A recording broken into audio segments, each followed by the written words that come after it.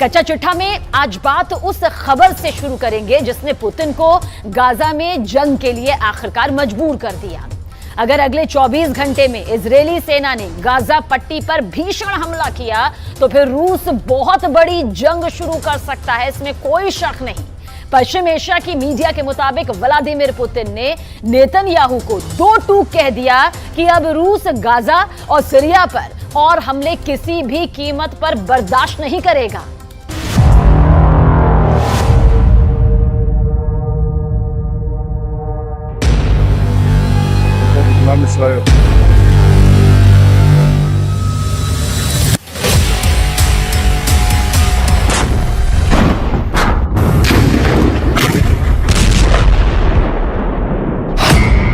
बंद करो गाजा में कदम, पुतिन की जंगी धमकी।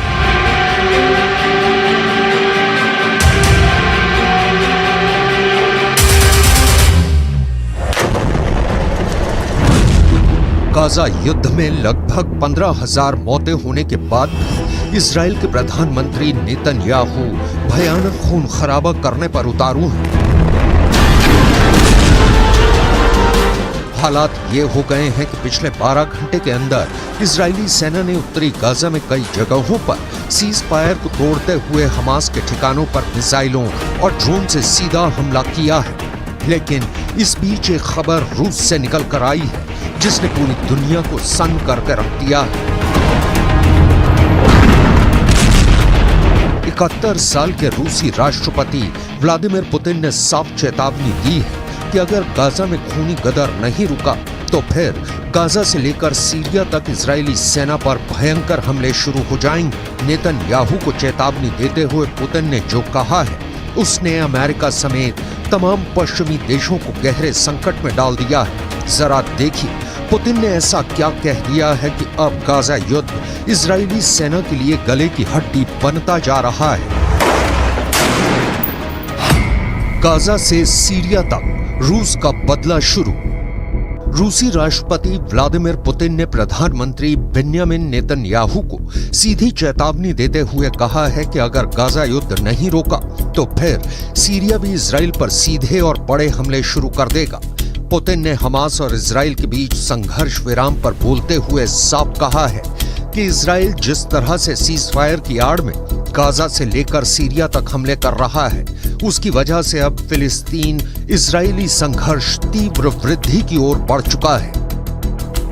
पुतिन ने अपनी चेतावनी में यह खुलासा नहीं किया है कि क्या रूस की सेना सीधे तौर पर इजराइल के खिलाफ जंग में उतरेगी या फिर रूस ईरान और लेबनान के जरिए इजराइल पर बड़ा हमला करवाएगा। खबर यह भी है कि सीरिया में मौजूद रूसी सैन्य अड्डों पर इजराइल के खिलाफ युद्ध की तैयारी पूरी कर ली गई है। हम आपको बता दें कि पुतिन ने इजराइल से साफ कह दिया है कि अब गाजा में मासूम फिलिस्तीनियों की मौत का तमाशा रूस नहीं देखेगा। दावा किया जा रहा है कि मॉस्को ने ईरान, सीरिया और लेबनान को बड़ी जंग के लिए तैयार रहने को कह दिया है। Кровавый переворот на Украине в 2014 году, за которым последовала война киевского режима против своего народа на Донбассе, это не потрясает? А истребление гражданского населения в Палестине, в секторе Газа сегодня, не потрясает?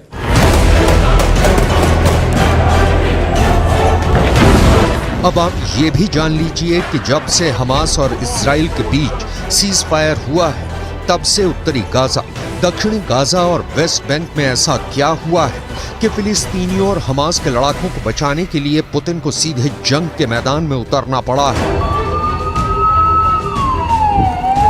मिडिल ईस्ट और रूसी मीडिया के दावों के मुताबिक इजराइल ने पिछले 36 घंटे में हमास के एक बहुत बड़े कमांडर को सीज फायर के दौरान ही जबरदस्त हमले में मार डाला है।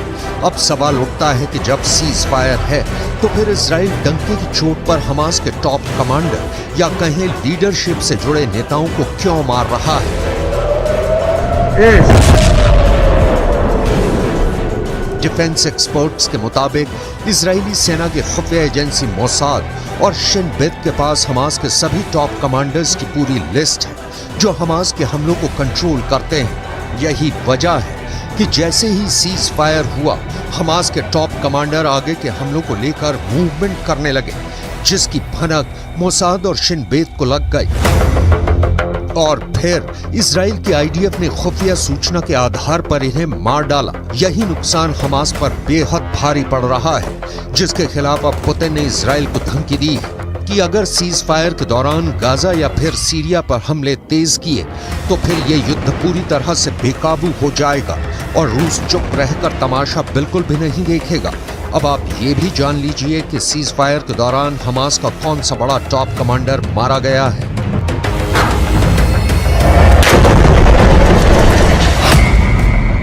हमास के 2 टॉप कमांडर्स को इजरायली सेना ने इस तरह से मारा है कि यही नहीं पता चल पाया कि उन्हें सीज फायर के दौरान मारा गया या फिर पहले मारा गया।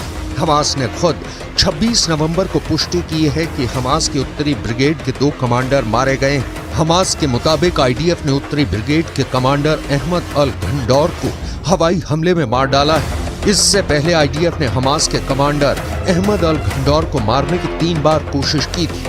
इसके अलावा हमास की उत्तरी ब्रिगेड में रॉकेट डिवीजन के कमांडर आयमान सियाम को भी आईडीएफ मार चुकी है। हमास के मिलिट्री विंग के मुताबिक हमास के कुल 5 सबसे टॉप अधिकारी मारे गए हैं। दावों के मुताबिक ये सभी टॉप कमांडर युद्ध विराम शुरू होने से मारे गए हैं, जबकि कुछ रिपोर्ट में दावा किया गया है कि सीज फायर के दौरान इजरायली सेना की स्पेशल फोर्स ने हमास के 5 कमांडर्स की टारगेट किलिंग की है।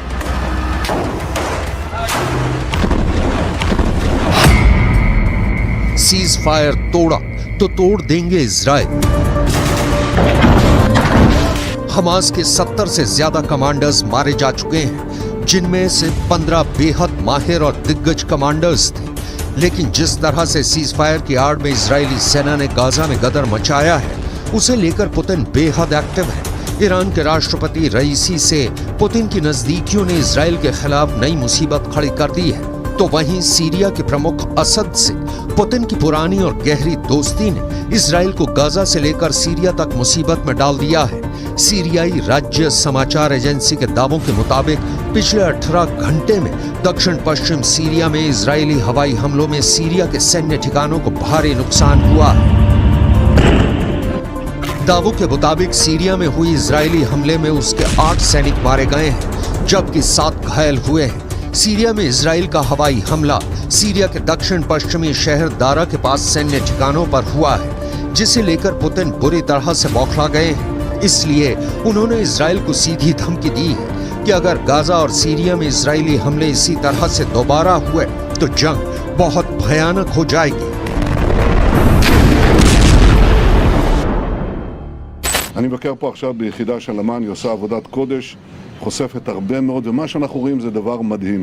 אנחנו רואים בעצם שהתושבים, האזרחים בעזה למעלה, מגנים על כל הטרוריסטים למטה. הם בנו עיר תת-קרקעית להגן על עצמם, והם מקריבים את האזרחים למעלה. זה בדיוק הפוך מצבא הגנה לישראל. צבא הגנה לישראל זה חיילים שמגנים על אזרחים, פה זה אזרחים שמגנים על... इधर हमास के द्वारा बंधकों की रिहाई के दौरान एक बड़ी हैरान करने वाली खबर सामने आ रही है।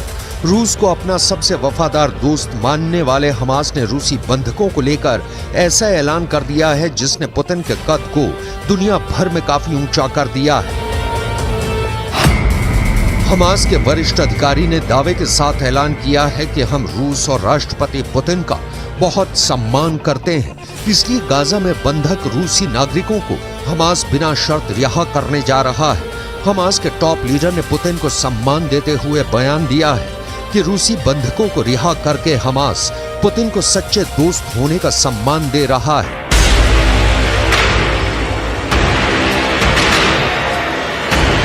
इधर कतर, मिस्र और अमेरिका ने मिलकर इजराइल और हमास के बीच सीज फायर तो करा दिया, लेकिन दिक्कत यह है कि नेतन्याहू और इजराइल के कमांडरों ने साफ कह दिया है कि सीज फायर ना तो इजराइल के बदले को रोक पाएगा और ना ही इजरायली हमलों को।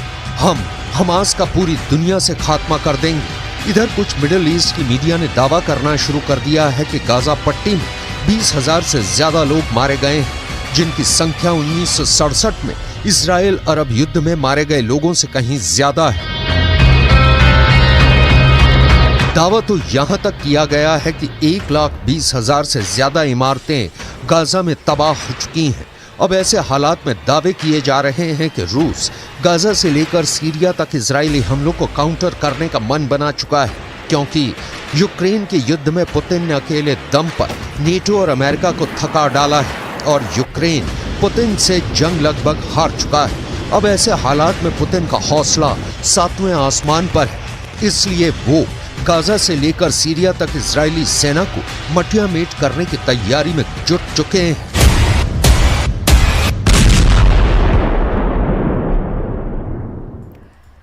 गाजा की आग अमेरिका तक पहुंच गई है और अब अमेरिका में 40 करोड़ बंदूक बड़ा खतरा बन गई। अमेरिका में करीब करीब हर नागरिक के पास बंदूक है। अमेरिका में अब गाजा को लेकर ऐसी बातें फैलाई जा रही है जिससे जो बाइडेन को यह लगने लगा है कि कहीं हमास का अगला हमला अमेरिका में ना बन जाए।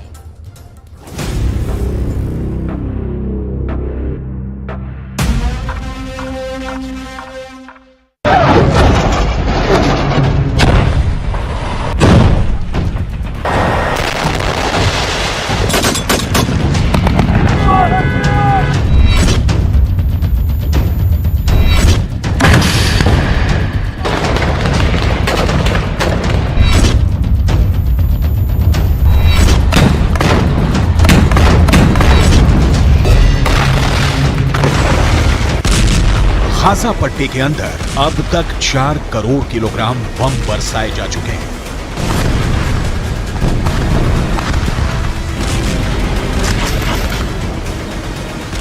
पूरा गाजा पट्टी जलकर राख हो चुका है, लेकिन इस आग ने अमेरिका के सामाजिक ताने बाने को भी जलाकर राख कर दिया है।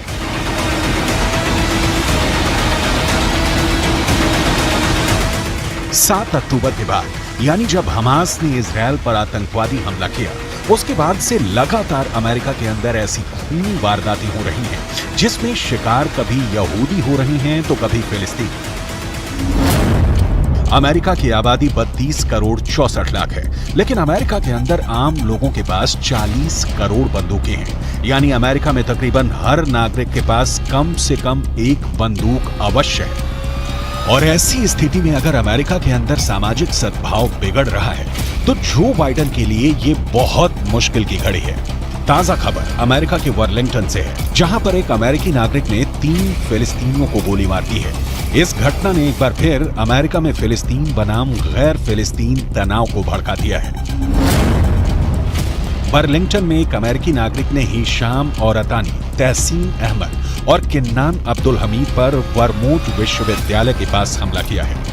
अमेरिका के राष्ट्रपति जो बाइडेन और उनके विदेश मंत्री एंटनी ब्लिंकन लगातार यहूदी पुजारियों, यहूदी नेताओं और मुस्लिम धर्मगुरुओं के संपर्क में हैं।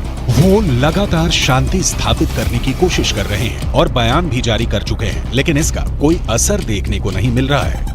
अमेरिका में किस तरह फिलिस्तीनियों को गोलियों की बौछार का सामना करना पड़ा है, आपको आगे बताने वाले हैं। लेकिन सबसे पहले आपको अमेरिका के हालिया घटनाओं का पूरा विवरण देते हैं, जिससे ये साफ हो जाता है कि अमेरिका भी अब गाजा की आग से बच नहीं पा रहा है। ये तस्वीरें अमेरिका की ही हैं, जहां पर एक 6 साल के फिलिस्तीनी बच्चे का नमाज़े जनाजा पढ़ा जा रहा है।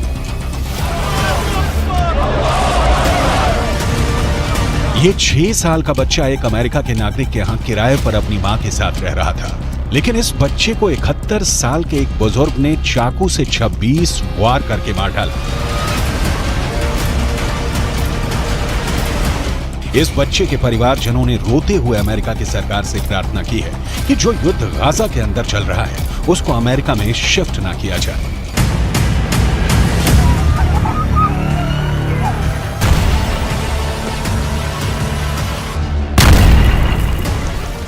I just want to tell the whole world that we live in a country called the USA. We're not in war. And we're not bringing war here too. What happened that day for a gentleman, that he loved that kid to start with. He used to bring him toys.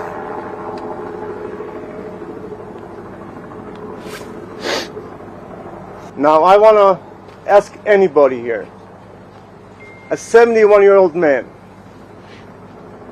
sitting on top of a 6-year-old kid, stabbing her more than 26 times, and he was looking in his eyes. You tell me, is that exaggeration? You tell me what type of man he can do that.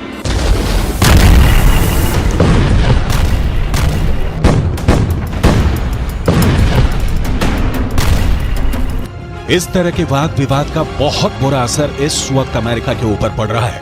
America में लगातार सांप्रदायिक हिंसा के मामले बढ़ रहे हैं, खासकर यहूदियों और मुसलमानों के बीच टकराव बढ़ रहा है। अमेरिका के डेट्रॉयट में सिनेगॉग चलाने वाली एक यहूदी महिला नेता की चाकू मारकर बेरहमी से हत्या की गई। इतना ही नहीं, अमेरिका के न्यूयॉर्क से भी विचलित करने वाली तस्वीरें आई हैं। यहाँ एक विश्वविद्यालय की लाइब्रेरी के अंदर यहूदी बच्चे छुपे हुए थे और बाहर फिलिस्तीन के समर्थक नारेबाजी कर रहे थे।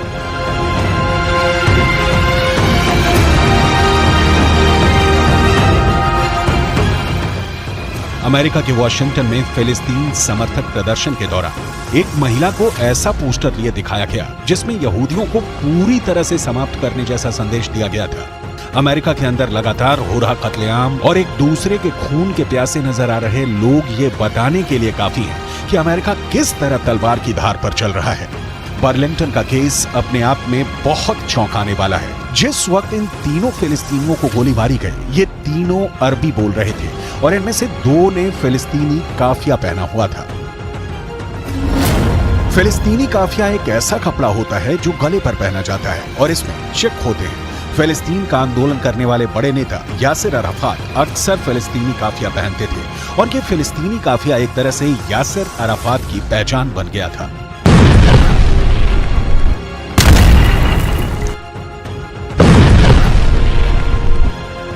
एक ब्रिटिश एक्टर और प्रेजेंटर इस्लाह अब्दुल रहमान फिलिस्तीन के लोगों के लिए सहानुभूति व्यक्त करने के लिए फिलिस्तीनी काफिया पहना था।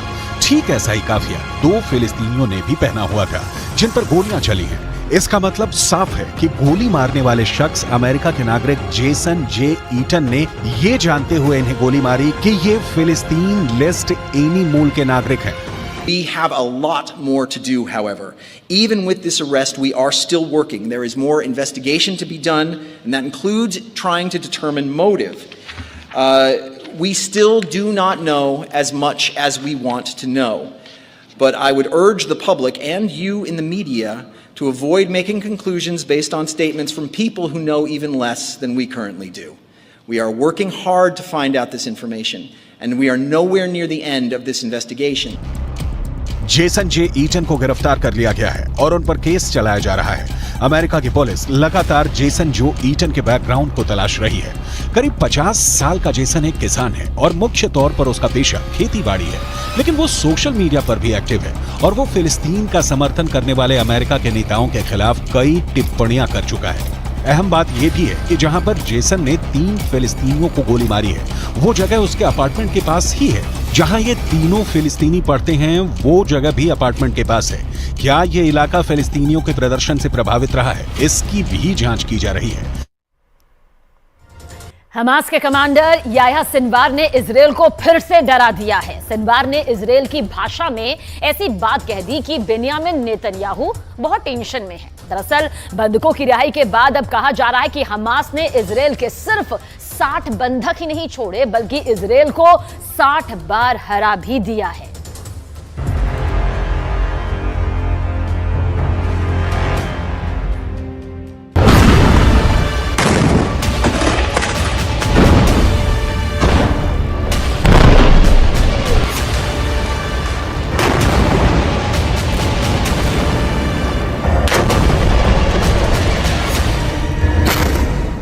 सीज फायर टूट गया जब युद्ध विराम बढ़ाने पर हमास और इजरायल राजी हुए तो गाजा में तैनात इजरायली सेना के टैंक और तोपों ने बमबारी कर दी। शेख रदवान इलाके में धमाके हुए और दहशत फैल गई कि युद्ध फिर शुरू हो चुका है। इजरायल फिर टनों टन बम गाजा पर गिराएगा, फिर इमारतें ढहती जाएंगी और हजारों लाशों को मलबे से निकालने का काम फिर शुरू हो जाएगा, जिसमें बच्चे होंगे, महिलाएं होंगी, बुजुर्ग भी होंगे, क्योंकि नेतन्याहू तो पहले ही कह चुके हैं कि जब तक हमास बाकी है, युद्ध बाकी है और गाजा की तबाही जारी रहेगी।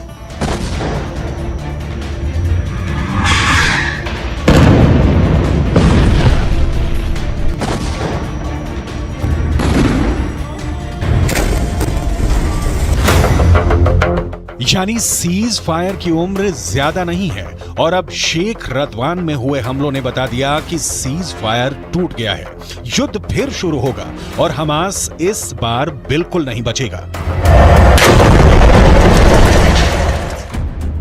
लेकिन हमास को इसका डर नहीं, हमास के कमांडर को इसकी फिक्र नहीं, क्योंकि इजराइल की मीडिया में जो खबरें छाई हैं उसने याया सिनवार का खौफ एक बार फिर पूरे इजराइल में फैला दिया है। क्योंकि याया सिनवार को लेकर जो खबर आई है वो वाकई बहुत चौंकाने वाली है। ये खबर सुरंग से आई है जहां हमास पूरी तरह एक्टिव है। ये खबर हमास के बंधकों ने बताई है, वो बंधक जिनको हमास ने रिहा किया है। और ये खबर नेतन्याहू के लिए बहुत बड़ा सिरदर्द बन चुकी है। हमास के कब्जे से रिहा हुए एक बंधक ने बताया कि जब गाजा में वो एक सुरंग में कैद करके रखे गए थे, तब एक दिन अचानक सुरंग का दरवाजा खुला और उनके सामने एक व्यक्ति था जो याया सिनवार बताया जा रहा है। वो व्यक्ति इजराइल में बोली जाने वाली हिब्रू भाषा में बात करने लगा और उसने कहा कि तुम सब यहाँ हमास के कब्जे में महफूज हो, तुम लोगों को डरने की कोई जरूरत नहीं, तुम्हें कोई नुकसान नहीं होने दिया जाएगा। उसकी हिब्रू भाषा बोलने का लहजा बिल्कुल एक इजरायली व्यक्ति की तरह था। शुरू में उन्हें लगा कि इजराइल का कोई शख्स उनसे बात कर रहा है, लेकिन फिर एहसास हुआ कि यह हमास का कमांडर याया सिनवार ही है। המכונה הצה"לית עובדת במלוא העוצמה. יחיא סינואר מתחבא בבונקר שלו ונותן למפקדי השדה שלו, הטרוריסטים, למות בשטח. אצלנו המפקדים הולכים בראש הכוח, מובילים קדימה, מביאים להישגים ומנהיגים את הכוחות. याया सिनवार अब इजराइल के सिर पर चढ़ गया है। इसमें कोई शक नहीं कि गाजा की गलियों में जो युद्ध अब तक हुआ है उस पर याया सिनवार की छाप पड़ी हुई है। हमास का एक एक हमला याया सिनवार की सरपरस्ती में हो रहा है। ये बात इजराइल की फौज बहुत अच्छी तरह जानती है। नेतन्याहू ने गाजा पहुंचकर पहले ही बता दिया है कि चाहे सीज फायर रहेगा या फिर नहीं, इसका हमास को खत्म करने के उनके एजेंडे पर कोई फर्क नहीं पड़ेगा। वो पहले ही बता चुके हैं कि इजराइल पर हमला करने वालों को वो चुन चुन कर मारेंगे, हमास को जड़ से खत्म कर देंगे। צהריים הלוחמים הגיבורים שלנו. אנחנו עושים כל מאמץ להחזיר את חטופינו ובסופו של דבר נחזיר את כולם. יש לנו 3 יעדים במלחמה הזאת. לחסל את החמאס, להחזיר את כל חטופינו ולהבטיח שעזה לא תחזור להיות איום למדינת ישראל. ואני פה להגיד לחברים כאן, ללוחמים כאן, שאומרים לי את אותם הדברים, ואני חוזר ואומר את זה לכם אזרחי ישראל. אנחנו ממשיכים עד הסוף, עד הניצחון. שום דבר לא יעצור אותנו.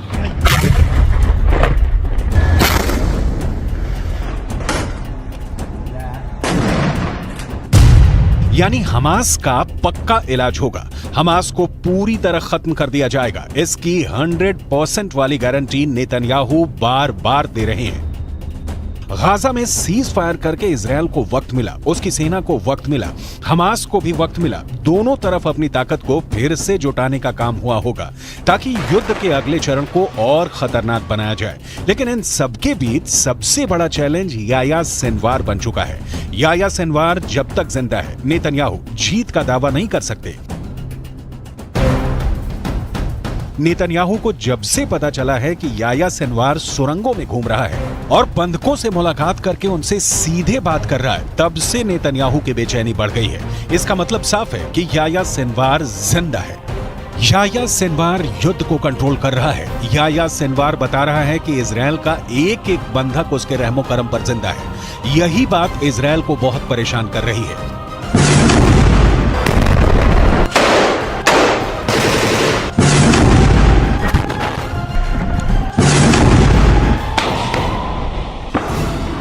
याह्या सिनवार के ऑर्डर पर हमास कुछ भी कर गुजरने को तैयार है। सिनवार की बहुत ही खास स्ट्रेटजी है जिसके आगे अभी तक इजरायल नाकाम ही साबित हुआ है।